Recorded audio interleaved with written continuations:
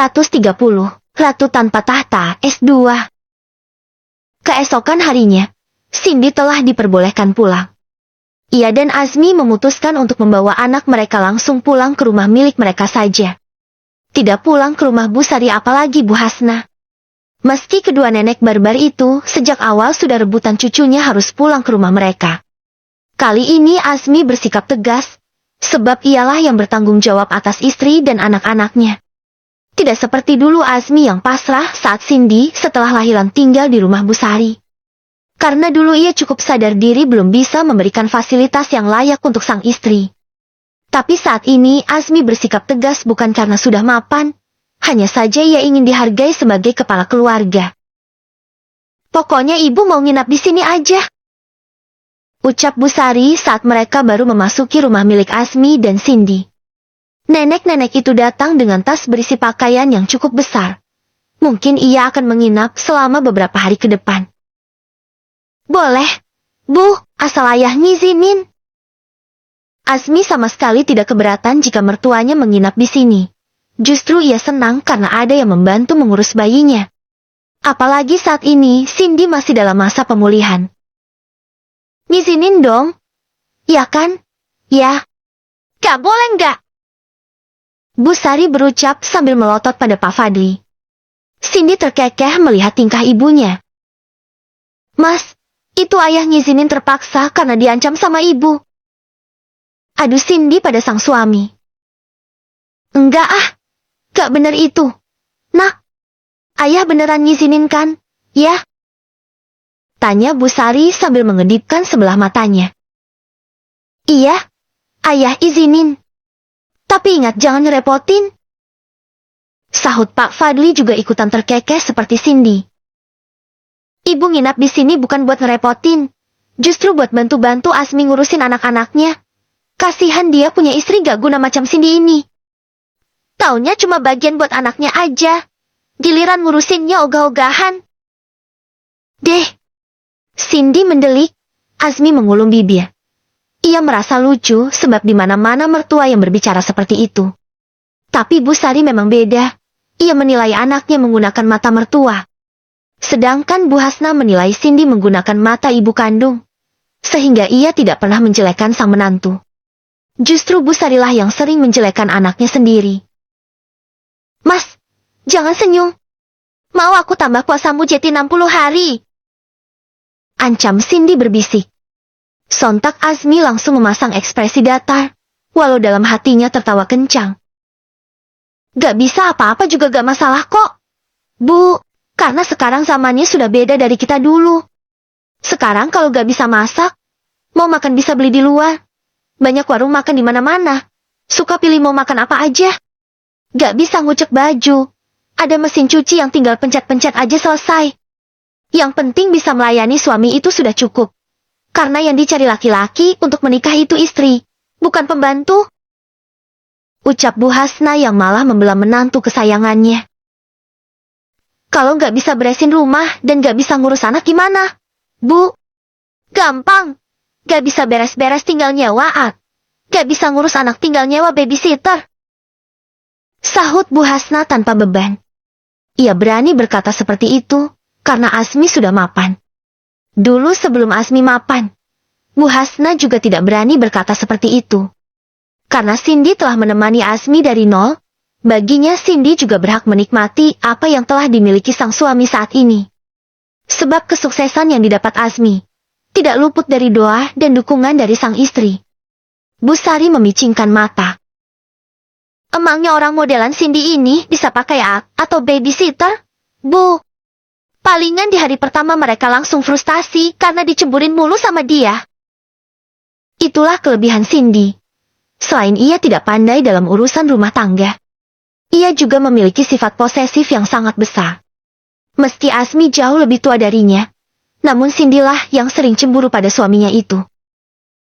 Bu, aku ini sebenarnya anak kandung ibu atau anak tiri? Sih, dari dulu dijelek-jelekin mulu. Gak pernah terlihat benar di mata ibu meskipun aku sudah berubah lebih baik. Gumam Cindy mencebik. Anak kandung yang tersolimi. Sahut Azmi sambil terkekeh. Iya nih. Heran punya ibu kok gini amat ya. Dari dulu gak ada bagus-bagusnya aku di mata ibu. Emang kamu gak bagus, Chin. Ibu hanya bangga sama Azmi. Dia menantu yang baik. Soleh, seorang ustadz pula. Azmi tersenyum lebar di hadapan wajah Cindy yang manyun. Puji aja terus, Bu. Padahal yang lahirin cucu ibu aku loh, bukan Mas Azmi. Udah, Nak, gak usah diambil hati. Kayak gak tahu gimana ibumu aja. Ucap Pak Fadli menengahi. Sedangkan Pak Syarif dari tadi hanya geleng-geleng, menyaksikan tingkah menantu dan besannya yang sama-sama barbar. Tok, tok, tok. Assalamualaikum. Di tengah-tengah keributan panas itu, terdengar ketukan pintu yang mencairkan suasana di sini. Waalaikumsalam. Sahut Azmi. Ia berjalan menuju pintu. Ceklek. Ustadz Ihsan, Yasmin, silahkan masuk. Azmi menyambut tamunya sangat ramah, karena yang datang adalah sahabatnya sendiri. Bu Sari dan Bu Hasna ditarik menuju ruang keluarga oleh suami mereka masing-masing. Karena mereka tidak ingin tingkah gila nenek-nenek itu dilihat oleh tamu Azmi yang merupakan seorang ustadz. Padahal Yasmin juga sama gilanya dengan mereka. Maaf ya, Chin, baru bisa nengokin sekarang. Soalnya kemarin suamiku sakit. Jadi aku gak bisa nengokin kamu bareng Mila, karena aku harus ngurusin suamiku. Ucap Yasmin sambil menyerahkan buah tangan yang ia bawa. Loh, katanya Ustadz Zisan sakit. Tapi kok sekarang seger banget. Gak kelihatan kayak orang sakit. Malahan wajahnya lebih seger dari wajahnya Mas Azmi. Ucap Cindy heran. Iya, semalam Bang Ihsan memang sakit. Tapi alhamdulillah udah sembuh kok. Iya kan, Bang? Iya, alhamdulillah saya sudah sembuh. Chin. Ucap Ihsan membetulkan. Cindy ternganga. Yang ia tahu Azmi biasanya jika sakit tidak cukup dengan waktu semalam saja. Pasti butuh waktu beberapa hari untuk sembuh. Apalagi jika sakit karena kecapean seperti yang dialami Ihsan. Sebab usia para bapak-bapak itu sudah tidak muda lagi. Kok bisa? Emangnya kamu apain? Yes? Kasih tipsnya dong. Soalnya Mas Azmi juga mulai demam ini. Biar aku juga bisa menerapkannya pada suamiku. Tanya Cindy serius. Gampang, Chin. Tinggal dikerokin, kasih makan, terus kasih vitamin. Yasmin berani berbicara ceplas-ceplos karena di sini tidak ada orang lain selain mereka berempat. Vitaminnya apa? Pasti harganya mahal. Kalau beli di luar sih mahal, tapi kalau yang di rumah gratis. Cindy menggaruk-garuk kepalanya yang tidak gatal. Penjelasan Yasmin sama sekali tidak dapat dicerna oleh otaknya. Maksudnya gimana sih? Yas? Tanya Cindy lagi. Ia bertanya serius karena Azmi mulai tidak enak badan. Itu loh, vitamin yang di Ranyanagram. Celetuk Yasmin tanpa dosa. Seketika Cindy langsung lemas. Itu hanya berlaku buat kamu yang dalam keadaan baik-baik aja. Lah aku yang lagi gak bisa gini gimana dong? Kan di luar banyak yang jual. Plak. Cindy memukul keras pundak Yasmin. Ia kesal setengah mati. Andai tidak ada Ihsan, Cindy ingin menendang Yasmin sampai ke Arab. Dasar teman laknte, gak ada akhlak. Suami sahabat sendiri disuruh beli di luar. Umpat Cindy. Hahaha. Yasmin malah tergelak. Ia puas berhasil membuat sahabatnya marah. Malah ketawa lagi. Awas aja kamu ya. Aku doakan semoga kamu juga hamil lagi. Biar nanti Ustadz Ihsan puasa juga kalau kamu melahirkan. Amin. Bukannya marah Ihsan justru mengaminkan.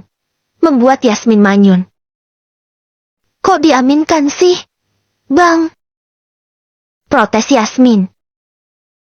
Kan doanya baik. Jadi harus diaminkan. Yasmin memegangi pergelangan tangan Cindy dengan kedua tangannya. Kamu berdoanya cuma bercanda kan? Chin? Soalnya tadi aku cuma bercanda kok. Gak serius. Lagian mana mungkin Ustadz seperti suamimu ini berbuat aneh-aneh. Aku serius, Yas. Lagian doaku dibuat main-main. Tapi soal vitamin tadi aku cuma bercanda loh. Cin. Iya, aku tahu kamu cuma bercanda. Lagian aku tahu kok gimana caranya kasih vitamin ke Mas Azmi meskipun aku lagi berhalangan. Tapi aku juga pingin lihat kamu hamil lagi. Biar seru nanti kita sama-sama ngurusin bayi lagi. Ogah. Aku gak mau punya bayi lagi. Takut anakku cewek lagi. Entar makin tersisi posisiku. 200 aja sudah membuat posisiku tergeser. Gimana kalau ada 300? Yang ada aku akan jadi ratu tanpa tahta.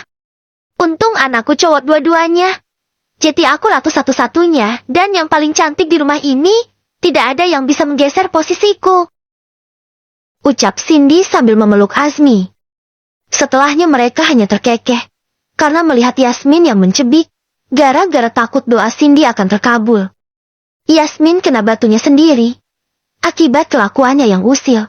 Ke-331, undangan pernikahan S2. Tak terasa hari ke-7 pasca kelahiran baby Zal. Karena liburan sekolah sudah hampir selesai, Azmi memutuskan untuk mengadakan tasyakuran sekaligus akikah sang anak, sebelum ia kembali disibukkan dengan pekerjaannya terutama mengajar. Kali ini mereka mengadakan acara yang cukup besar, dengan mengundang orang-orang terdekat serta para tetangga komplek, dan sebagian para murid-murid Azmi yang telah lulus.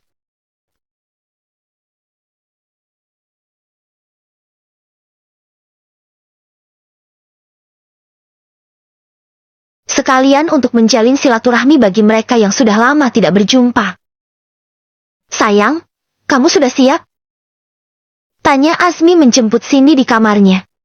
Hari ini Cindy tetap berpenampilan tanpa makeup meski sedang mengadakan acara. Karena itu adalah permintaan Azmi. Ia tidak ingin istrinya berdandan demi para tamu. Sudah, Mas. Jalannya lagi sama siapa? Saat Cindy sedang bersiap-siap tadi, Zal sedang diurus oleh Azmi. Namun laki-laki itu malah datang tanpa menggendong sang anak. Biasa. Lagi sama nenek-neneknya. Oh, ya udah. Kalau gitu kita langsung ke tempat acara aja. Cindy menggandeng tangan sang suami keluar kamar. Ia belum benar-benar pulih sehingga masih butuh pegangan ketika berjalan. Azmi pun dengan telaten merawat sang istri di masa pemulihan ini. Beberapa saat kemudian acara telah dimulai. Hingga semua rangkaian akikah itu telah selesai. Kini bayi kecil itu diletakkan di box bayi yang telah didekor dengan sedemikian rupa. Sehingga Azmi dan Cindy bisa berjalan-jalan untuk menyambut para tamu. Karena anaknya saat ini juga sedang tertidur. Azmi dan Cindy berpencar. Azmi memilih untuk menyapa para tamu laki-laki. Sedangkan Cindy memilih untuk menyapa para tamu perempuan. Ia ditemani oleh para besti-bestinya. Siapa lagi kalau bukan Yasmin dan Mila. Selain itu juga ada anggota mereka yang baru yaitu Hania dan Vina. Mereka juga ikut berkumpul dengan para ciwi-ciwi itu. Setelah dirasa cukup menyapa para tamu, Yasmin dan Mila pun mulai merengek minta makan. Sebab orang-orang itu memang pemburu makan.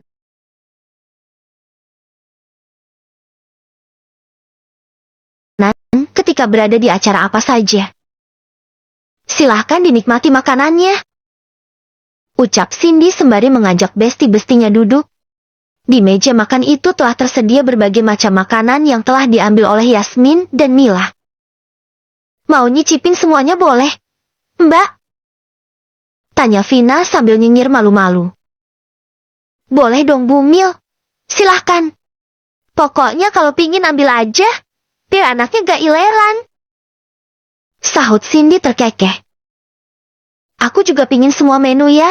Cin, kayaknya enak-enak semua. Ucap Yasmin. Cindy hanya terkekeh melihat para sahabatnya sangat bersemangat menikmati makanan itu. Beberapa saat kemudian semua makanan telah habis, namun Yasmin dan Mila serta Vina kembali mengambil makanan lagi. Beginilah para ciwi-ciwi jika tidak ada pawangnya. Mereka bebas berkeliaran mencicipi makanan yang ada di hajatan. Untungnya para bocil-bocil juga sedang asik dengan geng mereka. Sehingga para umi-umi barbar itu tidak ada yang mengganggu. Bahkan Cindy yang punya hajatan sampai lupa. jika ini adalah acara tasyakuran sang anak. Ia ikut menikmati makan bersama. Untungnya si bayi dijaga oleh nenek-neneknya. Setelah makanan itu habis kembali, mereka tak kunjung bubar. Bukannya membantu beres-beres atau apa, mereka justru lanjut mengobrol tanpa arah. Ini Cindy sama Mila, kan? Sapa seorang wanita yang tiba-tiba muncul di hadapan mereka. Deh, Cindy dan Mila menyipitkan mata, mencoba mengingat siapa wanita yang ada di hadapan mereka. Sedangkan Vina sudah mulai merengut. Moodnya seketika rusak gara-gara kehadiran wanita itu. Iya, aku Cindy. Dan ini benar Mila. Tapi maaf, kamu siapa? Ya. Tanya Cindy balik. Ia berbicara sangat ramah karena belum mengenali wanita tersebut. Wanita itu mengulurkan tangannya menyalami Mila dan Cindy serta yang lainnya. Bahkan wanita itu terlihat mencium tangan Hania. Padahal Hania juga tidak mengenali siapa wanita itu. Aku... Kalimatnya tergantung karena para suami datang menghampiri istri masing-masing. Kalian sudah pada makan? Tanya Azmi. Lagi-lagi wanita itu menangkupkan tangan di dada. Ia menyalami para laki-laki tanpa bersentuhan langsung. Vina langsung menggenggam erat tangan Rifki yang sedang diletakkan di pundaknya. Karena saat ini Rifki berdiri di belakang kursi yang diduduki oleh sang istri. Assalamualaikum, Ustadz Azmi, Ustadz Ihsan, Ustadz Hanan, Pak Rifki, Pak Denny, senang bisa bertemu kalian lagi. Waalaikumsalam. Sahut semuanya. Maaf, Mbak ini siapa ya? Tanya Azmi sebab ia juga tidak mengenali wanita itu. Cindy, Yasmin, dan Mila takjub. Ia mengagumi kecantikan wanita itu. Meskipun wajahnya hanya dirias dengan riasan tipis dan natural. Tapi ia terlihat begitu mempesona dengan kulit putih mulus bersibak bihun, pipi merah merona, mata bulat besar, bulu mata lentik, dan hidung mancung. Pokoknya benar-benar terlihat sempurna di mata para ciwi-ciwi itu.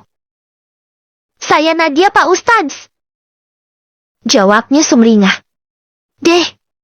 Cindy mendelik, sambil memegangi dadanya yang tiba-tiba berasa digedor dari dalam. Oleh detak jantung yang kencang karena kaget setengah mati. Nadia yang waktu itu pernah mondok? Tanya Ihsan memperjelas. Sedangkan Azmi tidak berani berbicara lagi. Sebab ia masih teringat bagaimana Cindy mencemburuinya dulu. Nadia mengangguk sopan. Benar Pak Ustadz. Masya Allah. Ternyata sekarang kamu sudah kembali ke Indonesia. Ucap Hanan, sebab yang ia tahu dari Hania. Setelah lulus dulu Nadia kuliah di luar negeri. Iya Ustadz. Kini bukan hanya Cindy dan Vina saja yang cemberut. Tapi Mila juga ikut-ikutan menekuk wajahnya. Gara-gara Hanan menyapa Nadia. Sebab dulu Vina pernah bercerita bahwa Nadia pernah menggoda suaminya. Selain itu Cindy juga pernah menceritakan hal yang sama. Membuat jiwa posesif Mila keluar. Karena ingin melindungi pangeran tampannya dari godaan ani-ani. Meskipun nama Nadia terlanjur jelek di mata mereka. Tapi sebenarnya Nadia tidak sejahat yang mereka pikirkan. Waktu itu Nadia hanya hilaf karena masih sangat mencintai Rifki. Saat ini hubungan Rifki dan Nadia sudah baik-baik saja layaknya seorang rekan kerja. Namun Vina masih belum bisa percaya. Azmi tidak menyangka jika wanita yang sempat berada di hatinya itu datang ke acara tasyakuran sang anak. Hari ini memang cukup banyak alumni pondok yang datang karena Azmi menyebarkan undangannya di grup WhatsApp alumni pondok, karena hanya menggunakan undangan digital saja. Oh iya, kebetulan banget karena di sini orang-orangnya pada ngumpul. Saya mau kasih undangan. Ucap Nadia mencairkan suasana sebab ia sadar tatapan semua wanita itu terlihat mengintimidasi. Ia tidak ingin mereka semua semakin salah faham. Undangan apa? Nat? Tanya Cindy yang akhirnya bersuara lagi. Nadia membuka resleting tasnya, kemudian mengeluarkan beberapa lembar undangan. Ia menyerahkan satu persatu undangan itu pada mereka. Sebenarnya acaranya masih lama, tapi mumpung sekarang kita semua ketemu di sini, jadi saya kasih sekarang aja, ya. Cindy dan Vina dengan cepat merebut undangan itu. Di sana tertulis nama Nadia Arabella dan Elangga Azri Devier. membuat para ciwi-ciwi itu menghembuskan nafas lega. Wah, selamat ya, Nat. Akhirnya kamu sudah menemukan tambatan hati juga. Aku jadi lega dengarnya. Ucap Cindy ramah. Kini rasa takut seolah-olah telah sirna setelah mengetahui Nadia akan melepas masa lajangnya. Terima kasih, Cin. Jangan lupa datang. Ya, pasti. Aku pasti datang. Sahut Cindy penuh semangat. Sebab ia salah satu wanita yang lega mendengar kabar bahagia ini. Kalian semua juga harus datang, ya. Ustazah Hania dan juga Mbak Vina. Insya Allah. Semoga lancar sampai hari-hari ya, Mbak Nadia. Timpal Vina. Amin. Pokoknya kalian harus datang loh. Jangan lupa ajakin Pak Rifki. Vina mengangguk. Insya Allah aku pasti datang. Mereka lanjut mengobrol, meski masih ada sedikit kecanggungan di antaranya. Sebab bagaimanapun juga Nadia sempat jatuh cinta pada Azmi dan Rifki. Walaupun tidak memiliki rasa apa-apa lagi, tapi ketika orang yang pernah saling mencintai itu duduk di tempat yang sama, tentu terjadi sedikit ketegangan. Karena bagaimanapun juga mereka pernah mengukir masa lalu bersama. Ke-332, apa yang terjadi S2? 1 bulan kemudian. Pagi ini Denny sedang mengantarkan Hania untuk mengajar lebih dulu. Setelahnya ia baru pergi bekerja karena tempat kerja mereka satu arah. Abang yakin hari ini mau kerja? Gak mau istirahat aja di rumah? Tanya Hania saat di perjalanan. Ia khawatir akhir-akhir ini Denny terlihat kurang sehat. Laki-laki itu sering tiba-tiba tidak enak badan dan muntah-muntah. Entah penyakit apa yang sedang ia derita Hania tidak tahu. Karena Denny tidak pernah mau ketika diajak ke rumah sakit. Kerja dong, sayang. Abang gak biasa diam di rumah aja. Yang ada badan abang pegal-pegal dan makin lemas. Karena sudah biasa bekerja tiba-tiba diam gak ngapa-ngapain. Sahut Denny tanpa menoleh. Hania menyenderkan kepalanya di pundak Denny. Tangannya pun memeluk tubuh lakinya itu. Aku khawatir sama abang. Aku takut abang kenapa-napa. Cuma abang yang bisa membuat hidupku berwarna. Lirih Hania dengan wajah sendu. Sayang, abang baik-baik aja kok. Mungkin akhir-akhir ini hanya kelelahan aja. Makanya sering mual-mual karena masuk angin. Tapi harusnya kita ke dokter, Bang. Penyakit itu harus diobati, bukan dinikmati. Iya. Nanti kita ke dokter. Ya? Kapan? Kapan? Sahut Denny sambil terkekeh. Aduh. Sontak Denny dibuat menjerit karena Hania mencubit pinggangnya. Abang nyebelin. Omelnya merajuk. Habisnya kamu itu khawatirnya terlalu berlebihan. Sayang. Orang cuma mual-mual sama pusing biasa aja. Masa harus ke dokter sih? Padahal dipijitin sama kamu aja udah langsung mendingan. Ucap Denny sembari mencubit hidung Hania yang kembang kempis. Hania semakin mencebik. Ia membuang muka dari Denny. Apakah terlihat berlebihan ketika seorang istri mengkhawatirkan suami yang sangat ia cintai? Apakah aku tidak boleh menjaga sesuatu yang telah menjadi milikku dengan baik? Gumamnya sambil menatap ke arah jalanan dengan linangan air mata. Denny menoleh ke arah sang istri. Ia tercengang melihat wajah Hania yang sudah basah oleh air mata. Tidak ada niat sedikit pun di hatinya untuk membuat Hania bersedih dan menangis seperti ini. Sejujurnya, yang ingin Denny lakukan adalah meyakinkan sang istri bahwa dirinya baik-baik saja. Tidak perlu dikhawatirkan berlebihan. Lebih dari itu, ia ingin melihat Hania selalu bahagia dan tidak terbebani pikiran apapun. Akhir-akhir ini, Denny sudah berusaha keras memberikan kasih sayang dan perhatian ekstra, bahkan memberikan vitamin pada Hania setiap hari. Semua itu demi mewujudkan harapan mereka berdua, agar Hania sehat dan berharap ada keajaiban, yaitu mengandung anak yang akan melengkapi kebahagiaan keluarga mereka kelak. Denny menghentikan mobilnya di pinggir jalan. Ia tidak bisa membiarkan sang istri mengajar dalam keadaan moodnya yang rusak seperti ini. Laki-laki itu meraih pelan tangan sang istri, kemudian mengecupnya lembut. Sayang, maafin abang ya. Abang gak bermaksud seperti itu kok. Ucapnya lembut sembari membawa wanita itu ke dalam pelukannya. Abang jahat banget tau gak?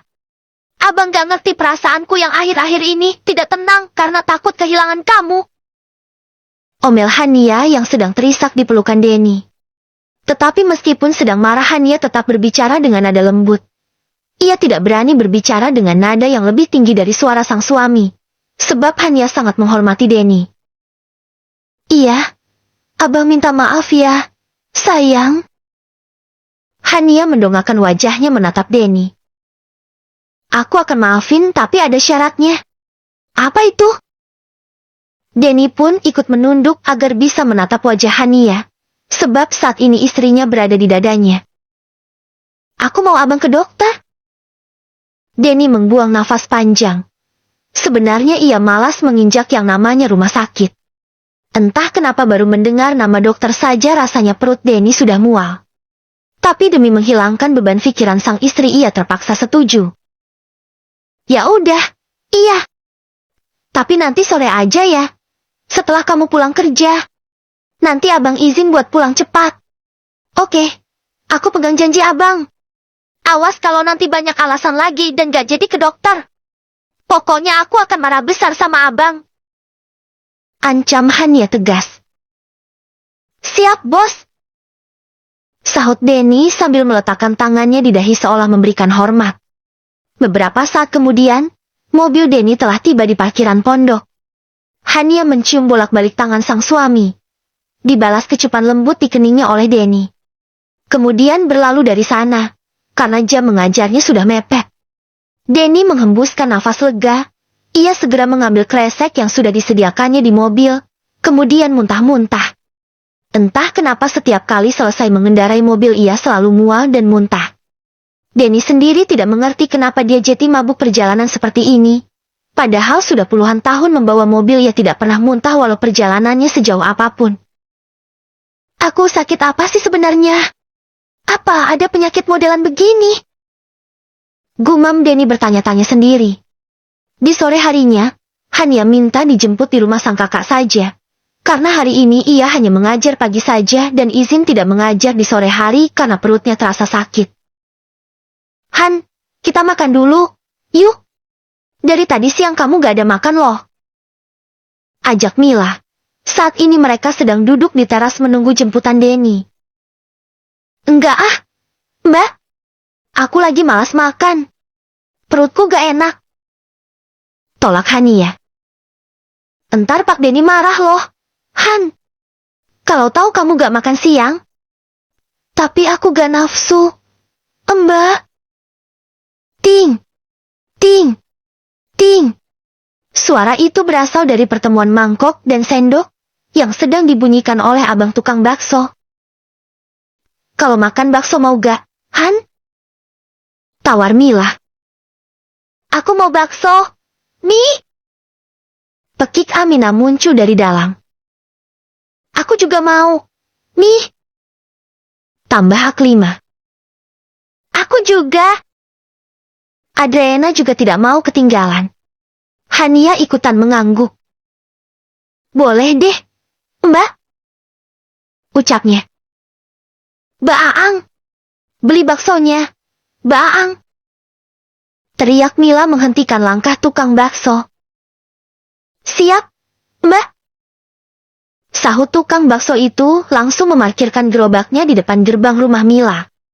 Mila pun memesan beberapa mangkuk bakso dengan mangkuk yang ia sediakan sendiri karena tukang bakso keliling itu ingin lanjut berkeliling setelah menyediakan baksonya. Sebenarnya bisa saja tukang itu meminjamkan mangkuknya dan menunggu mereka selesai makan. Tapi Mila merasa tidak enak karena para bocil itu makannya sangat lama, bisa berjam-jam baru selesai karena makan sambil menonton televisi. Nih, Han, bakso kamu. Harus dimakan sekarang ya, nanti dingin gak enak lagi.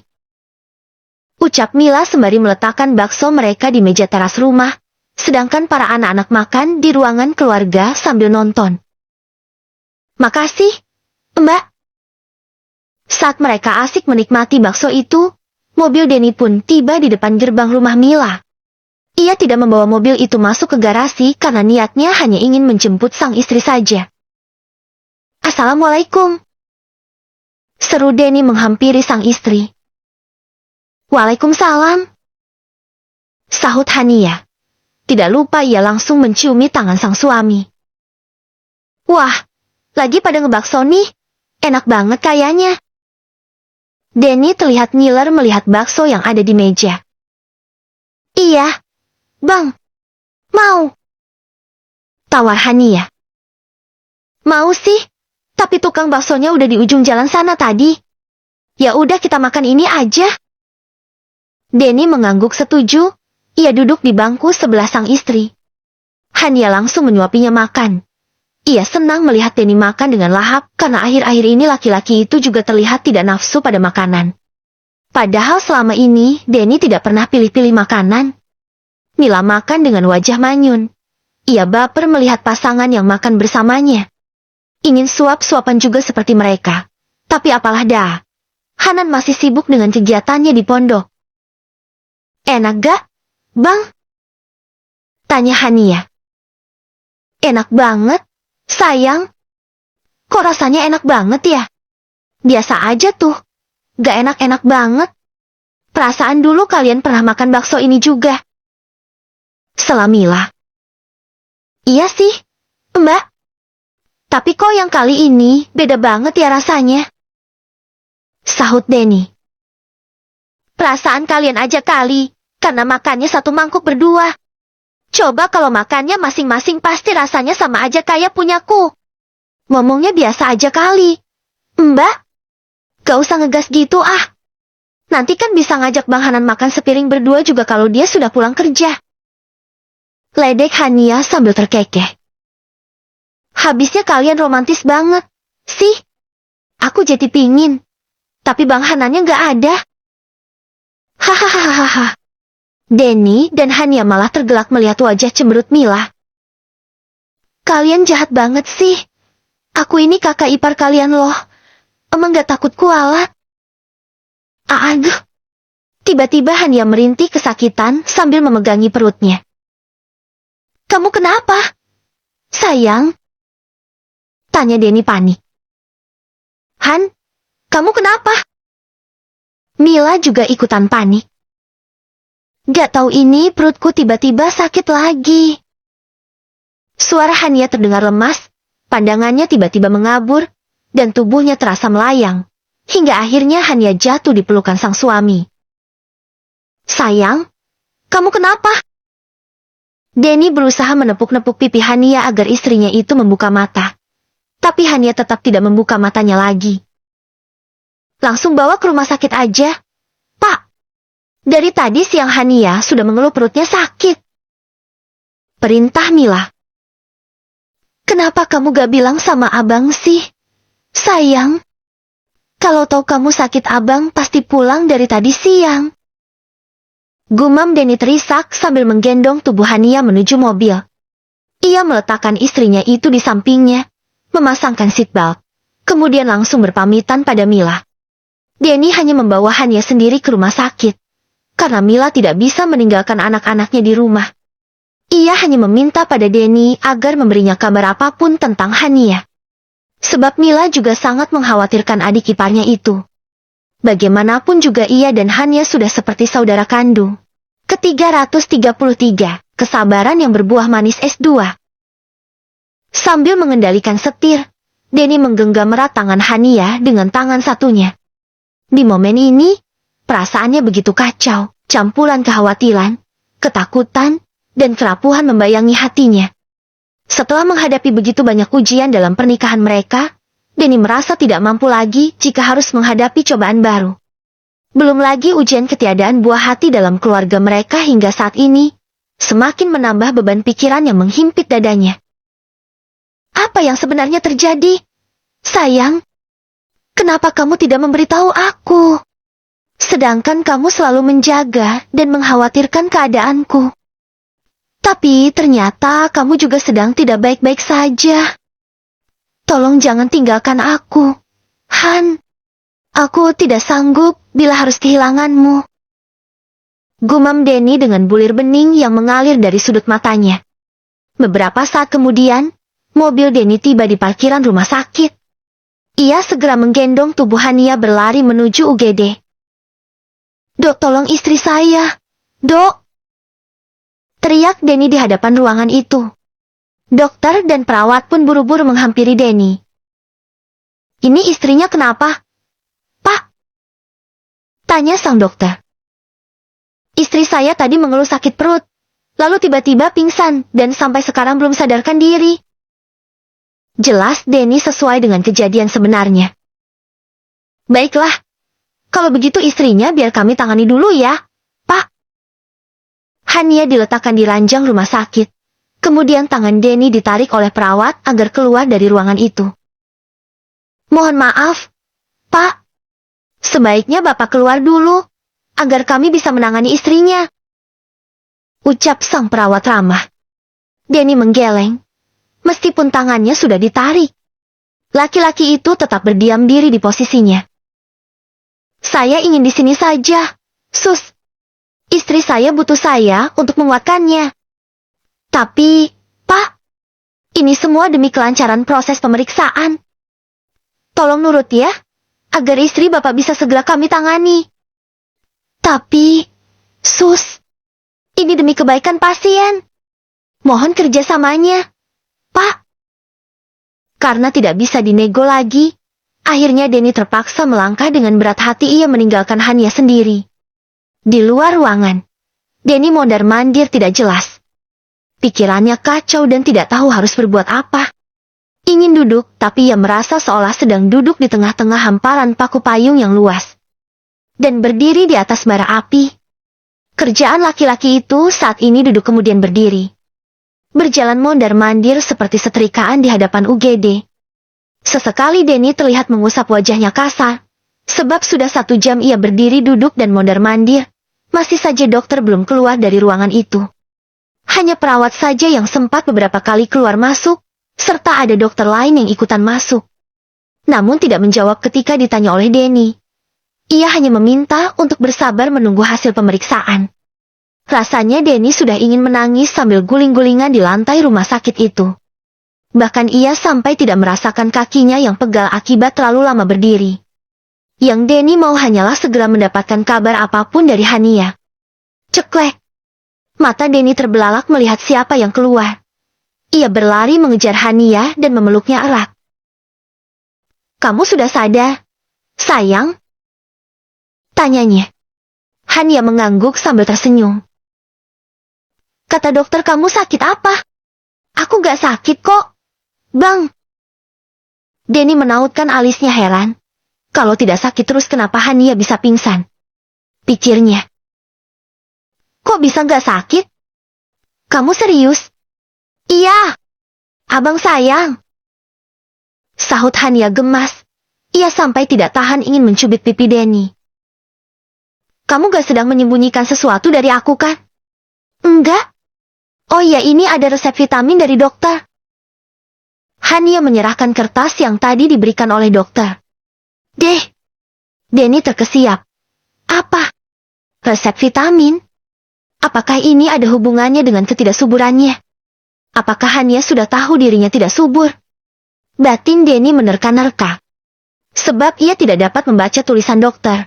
Walaupun resep vitamin kali ini berbeda dari vitamin yang biasa ia belikan untuk sang istri, Denny tetap takut karena tulisannya susah dibedakan.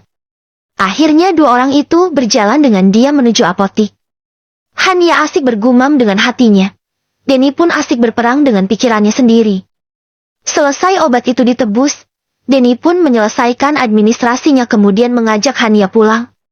Hania sesekali terlihat melirik ke arah Denny, membuat laki-laki itu dag-dig-dag. Ia takut apa yang disembunyikannya telah diketahui oleh Hania. "Wajahnya kok tegang banget, Bang? Jangan-jangan Abang ada nyembunyiin sesuatu?" "Ya," goda Hania. Denny menggeleng pelan, sambil lanjut menyetir. Allahu Akbar, Allahu Akbar. Azan maghrib terdengar berkumandang. Hania kembali menatap wajah sang suami. "Bang, mampir dulu yuk. Itu di depan ada masjid." ucapnya. Tanpa menjawab, Denny langsung membelokkan mobilnya menuju parkiran masjid. Baru saja mobil itu berhenti, lagi-lagi Denny merasa mual. Ia mengambil kresek yang ada kemudian muntah-muntah lagi. Sebenarnya Denny tidak ingin Hania melihatnya seperti ini. Tapi karena tidak bisa mengelak lagi, terpaksa ia pasrah. Mabuk perjalanan, Pak. Ledek Hania sambil memijit tengkuk Denny. Denny menutup wajahnya dengan tangan karena malu. Mukanya berasa jeti tembok karena muntah-muntah di hadapan Hania. Selesai sholat maghrib, mereka kembali melanjutkan perjalanan. Baru saja mobilnya berjalan beberapa meter, mereka melewati berbagai macam penjual makanan kaki lima di pinggir jalan. Denny terlihat menelan saliva sambil melajukan mobilnya pelan. Pingin beli makanan, Bang? Tawar Hania. Denny tersenyum, kemudian mengangguk pelan. Ya udah, beli dulu sana. Entar sampai rumah malah ileran lagi kalau gak kebeli makanan yang dimau. Denny keluar sendiri. Ia terlihat menghampiri semua gerobak penjual makanan. Mulai dari bakso, bakpao, gorengan, telur gulung, dan martabak. Banyak banget belinya. Lagi ngidam, Pak. Ledek Hania saat Denny memasuki mobil. Denny hanya nyengir kemudian melanjutkan perjalanannya. Sesampainya di rumah, Denny sangat bersemangat. Ia langsung membawa makanan yang dibeli tadi menuju dapur dan langsung memakannya tanpa membersihkan diri lebih dulu. Kok beli jajanannya banyak banget, Nak? Padahal ibu sudah masak banyak buat makan malam nanti. Kau tegur Bu Mega. Ia terlihat kecewa. Karena tidak biasanya Denny membeli makanan di luar sebanyak ini. Gak apa-apa, Bu, nanti aku yang makan. Sahut Hania. Ia hanya mengambil satu potong martabak dan memakannya. Tidak seperti Denny yang kalap ia mencicipi semua jajan yang dibelinya. Ayo Bu, makan jajanannya dulu. Nanti baru makan nasi. Ucap Denny. Habis ini kamu juga mau makan nasi, Den? Tanya Bu Mega heran, sebab anaknya itu sudah menghabiskan satu mangkuk bakso, dan bakpao serta beberapa kue lainnya. Ya tergantung sih, Bu. Kalau lapar aku makan lagi. Hania hanya terkekeh, ia merasa lucu dengan sikap Denny sekarang. Di jam 8 malam, Denny sudah duduk di tempat tidur. Ia sudah mandi dan sholat. Hania datang dengan segelas air putih. Air itu ia letakkan di nakas. Kemudian mengambil semua vitamin dari rumah sakit tadi. Kamu mau minum vitamin itu? Sayang, gak mau minum vitamin yang abang belikan? Tanya Denny gugup. Ia masih cemas dengan keadaan Hania. Enggak, Bang. Aku gak mau minum vitamin yang abang kasih lagi. Mata Hania mulai berkaca-kaca. Ia ingin rasanya menangis saat ini juga di dada Denny. Kenapa? Hania tersenyum, kemudian meminum obat yang telah ia letakkan di tangan, dan meneguk satu gelas air putih tadi hingga habis. Denny menarik nafas panjang, meraih tangan Hania, menggenggam dan mengelusnya sangat lembut. Sayang, maafin abang ya. Lirihnya berlinang air mata. Hania ikut meneteskan air mata, melihat wajah sedih Denny. Iya, aku sudah memaafkan abang. Jawabnya. Denny terperanjat. Bukan itu jawaban yang ia mau. Seharusnya Hania bertanya ia salah apa. Bukan malah memaafkannya begitu saja. Apa kamu tahu abang salah apa? Hania mengangguk sambil terisak. Ia membekap mulutnya dengan tangan agar isakan tangisnya dapat tertahan. Kamu boleh marah, Han. Kalau kamu mau pukul abang, pukul aja. Sampai kamu puas. Tapi kamu harus tahu, tidak ada maksud apa-apa di balik semua ini. Abang melakukan semua ini demi kebaikanmu. Hania menggeleng lagi. Tapi tidak dengan cara seperti ini. Bang, abang tega membohongi aku. Abang bilang abang tidak subur. Penyebab kita tidak bisa memiliki anak. Tapi ternyata hari ini aku baru tahu bahwa akulah penyebabnya. Hania melupkan semua perasaannya. Kesal, marah, emosi, haru. Semuanya menjadi satu. Abang jahat! Sambungnya sambil memukul pelan dada Denny. Denny menarik Hania ke dalam pelukan eratnya, berusaha menenangkan emosi yang menggebu-gebu di dada sang istri. Hania pun terhenti sejenak, membiarkan dirinya terbuai dalam rasa hangat dan aman yang diberikan oleh lelaki itu. Sambil menghirup dalam-dalam aroma tubuh Denny yang begitu menghipnotis, Hania merasa seolah ingin selamanya tinggal di balik pelukan hangat tersebut. Sekali lagi abang minta maaf ya, sayang. Bisik Denny lirih. Kalau saja hari ini aku tidak pingsan, dan dibawa ke rumah sakit yang sama saat kita melakukan tes kesuburan dulu, aku tidak akan tahu siapa abang sebenarnya. Aku tidak akan tahu sejahat apa laki-laki yang telah menikahiku. Hania dapat merasakan getaran di dada Denny. Ia dapat mendengar isakan tangis sang suami yang begitu nyaring. Suamimu ini memang jahat, sayang. Hania berusaha menarik nafas panjang, lalu menghembuskan perlahan dari mulut. Mencoba meredam emosi dan haru yang menyesakkan dadanya. Ia melepaskan pelukan Denny, menatap lekat wajah yang sangat tulus itu. Mengangkat tangan perlahan, kemudian mengusap lembut pipi Denny yang basah oleh air mata. Kenapa abang begitu jahat pada diri sendiri? Abang rela berkorban demi aku. Padahal aku belum bisa menjadi istri yang baik. Seandainya semua ini tidak terbongkar, aku tidak akan tahu berapa jahatnya seorang lelaki tulus sepertimu. Kamu terlalu jahat pada dirimu sendiri, Bang.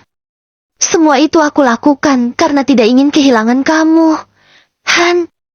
Kini aku tahu bahwa vitamin yang abang berikan itu untuk kesuburanku. Tapi sekarang aku tidak akan mau meminumnya lagi. Kenapa? Tanya Denny heran. Tadi Hania baru mengetahui semua itu setelah hasil pemeriksaannya selesai. Karena dokter yang tadi menanganinya mengatakan jika semua ini adalah keajaiban.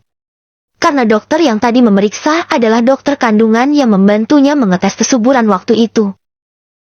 Aku sudah nggak butuh vitamin itu lagi, Bang. Deh. Maksud kamu apa? Sayang. Denny sudah mulai curiga, tapi ia tidak ingin berpikir terlalu jauh lebih dulu. Sebab jika realita tak seindah harapan, ia tidak sanggup menahan kekecewaan. Hania malah beranjak. Ia mengambil amplop hasil pemeriksaan, menyerahkan pada Denny dengan senyuman lebar. Denny pun segera membuka amplop itu. Lalu ia menangis histeris sambil memeluk erat tubuh sang istri. Rasa haru yang tidak terkira menyelimuti hati keduanya, di mana penantian selama 7 tahun ini telah membuahkan hasil. Mungkin ini buah dari kesabaran mereka berdua. Sebab mereka percaya bahwa bunga akan mekar di waktu yang tepat. Dan semua akan indah pada waktunya. Yang mau 2 bab, komen mau ya, guys. Biar otter semangat ngetiknya. Hehehe. Ke-334, perjalanan masih panjang S2. 2 orang pasangan yang telah lama menikah itu tidak dapat lagi merangkai kata apa-apa. Mereka hanya bisa menangis sejadi-jadinya, bukan karena sedih tapi karena terharu.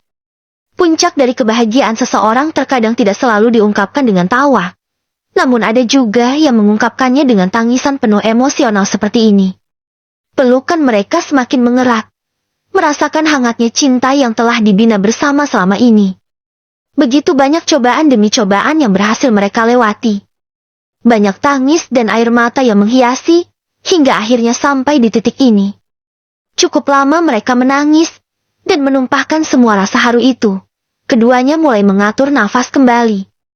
Dada mereka yang semula terasa sesak bagai terhimpit batu besar, kini mulai lega, bagaikan tidak memiliki beban apapun. Sayang, apakah ini nyata? Tanya Denny masih tidak percaya. Hania mengangguk pelan, sembari menyeka air mata sang suami. Ya, ini bukan mimpi, Bang. Ini adalah buah dari kesabaranmu selama ini. Masya Allah, Alhamdulillah, terima kasih ya Allah. Denny kembali mengungkapkan rasa syukur yang tiada terkira. Hania beranjak, Ia duduk membelakangi Denny dengan kaki menjuntai di tepi ranjang. Wanita itu menarik nafas panjang, sambil menatap ke atas menahan air mata yang ingin jatuh kembali. Aku baru sadar, ternyata aku adalah wanita yang paling beruntung di dunia ini. Hania kembali menarik nafas, sebab terlalu sulit baginya untuk tidak menangis setiap berkata. Di mana aku dianugerahkan seorang suami yang baik hati dan tulus sepertimu. Aku tidak menyangka laki-laki yang awalnya datang kepadaku dan memaksaku untuk menjadi makmumnya 7 tahun lalu, ternyata bukan lelaki biasa. Ia adalah laki-laki yang dikirim oleh Tuhan untuk menyempurnakan kekuranganku. Dia seorang yang berhati malaikat. Dia laki-laki paling tulus menerima semua kekuranganku. Bahkan menutupi segala kekuranganku dengan kelebihannya. Kini aku percaya bahwa cinta sejati itu benar-benar ada. Dan seorang wanita sebesar apapun kekurangannya, ia akan tetap sempurna di mata lelaki yang tepat. Sambung Hania. Ia mengungkapkan segala isi hatinya.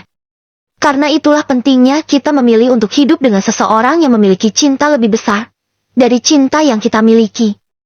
Sebab jika cintanya lebih besar, maka setiap kesalahan kita akan ia maafkan. Setiap kekurangan kita akan ia terima. Denny ikut beranjak. Ia memeluk sang istri dari belakang.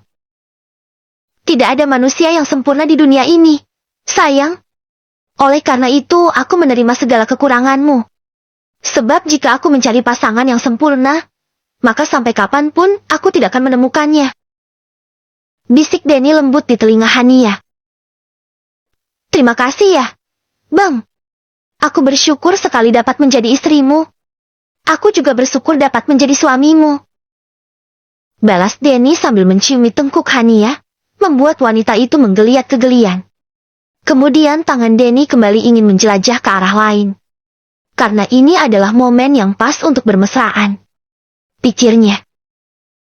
Bang, jangan. Hania menghentikan pergerakan tangan Denny. Denny mengerutkan dahinya. Kenapa? Kata dokter kita nggak boleh berhubungan suami istri dulu, karena kandunganku masih lemah. Ya Denny langsung lemas, padahal ia ingin merayakan sukacita ini dengan mengulang malam pertama lagi. Yang sabar ya, Pak. Pengorbananmu untuk menjadi seorang ayah belum selesai. Masih banyak yang harus kita korbankan sampai bisa dipanggil ayah dan bunda. Ledek Hania sambil terkekeh geli. Bahkan ia mencubit pipi Denny yang menurutnya begitu menggemaskan. Puasanya sampai kapan? Tanya Denny dengan wajah melas. Sampai anak kita lahir mungkin? Jantung Denny rasanya ingin melompat. Ia yang biasanya selalu bisa meminta jatah kapan saja, kini harus berpuasa selama 9 bulan lebih. Tapi demi buah hati yang telah lama dinanti, Denny terpaksa menerima semua cobaan ini dengan lapang dada.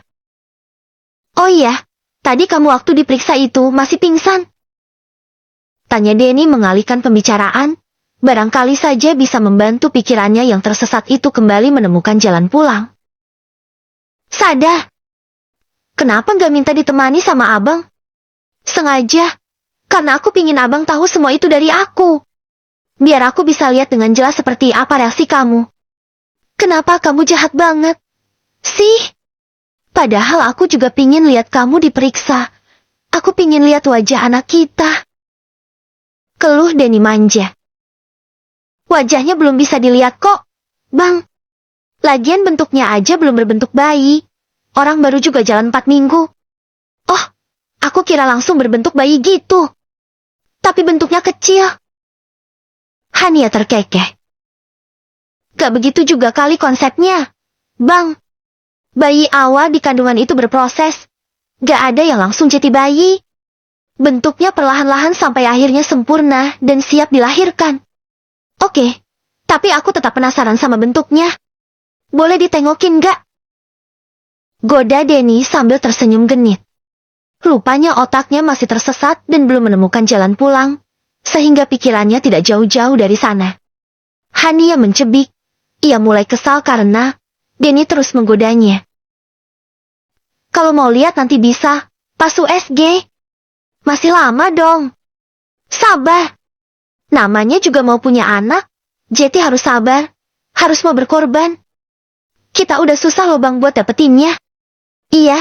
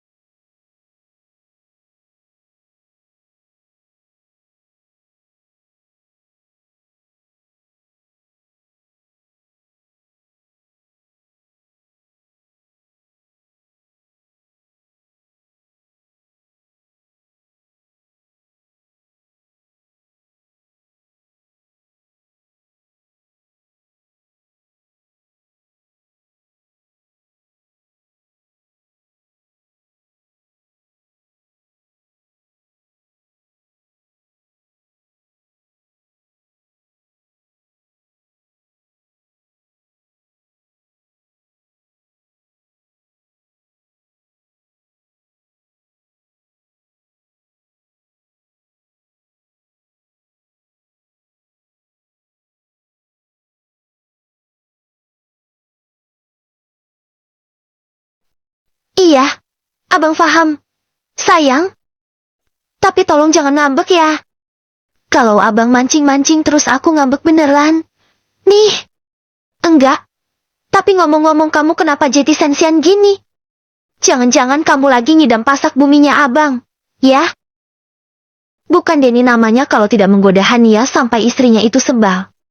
Wajah Hania mulai memerah lagi. Kali ini ia salting campur kesal. Bang, aku mau bicara serius nih. Kini Hania yang mengalihkan pembicaraan. Wajahnya terlihat serius. Denny pun ikut memasang wajah serius. Mau ngomong apa? Kata dokter aku gak boleh capek-capek. Karena kandungan aku lemah. Jadi menurut abang gimana baiknya? Apakah aku harus berhenti ngajar? Ya. Kalau memang baiknya seperti itu, kenapa enggak? Tapi aku akan kesepian kalau cuma diam di rumah aja. Bang. Sayang, kan kamu sendiri yang bilang, ingin menjadi orang tua itu banyak perjuangannya. Banyak pengorbanannya. Jadi mungkin inilah salah satu yang harus kamu korbankan. Tapi, harus ikhlas ya, sayang.